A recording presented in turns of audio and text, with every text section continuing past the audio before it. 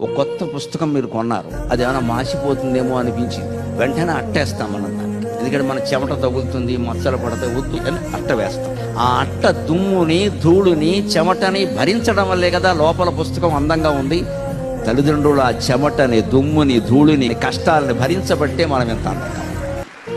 వాళ్ళు మీకోసం వ్యవసాయం చేస్తున్నారు, మీకోసం శీతోష్ణాలను భరిస్తున్నారు, మీకోసం జ్వరం వచ్చినా సరే కష్టపడుతున్నారు. నా బిడ్డ చదువుకుంటుంది, బాగుండాలి బాగుండాలి బాగుండాలి. ఇప్పుడు డబ్బులు కావాలి, మరి కష్టపడకపోతే ఎక్కడ? రోజువారీ పళ్ళమ్ముకుని, కాయలమ్ముకుని కూడా ఇక్కడ చదివిస్తున్నటువంటి తల్లిదండ్రులు ఉన్నారండి. ఎంత శ్రమ పడుతున్నారో ఆలోచించండి. మీ తల్లిదండ్రులు ఆనందించే విధంగా ప్రవర్తించండి, మీ తల్లిదండ్రులు ఆనందించే విధంగా ప్రవర్తించండి. వాళ్ళకి మత్స తీసుకురాకూడదు ఎట్టి పరిస్థితుల్లో. తల్లి కన్నీళ్లు పెట్టింది అంటే జీవితం అంతా శాపం అయిపోతుంది.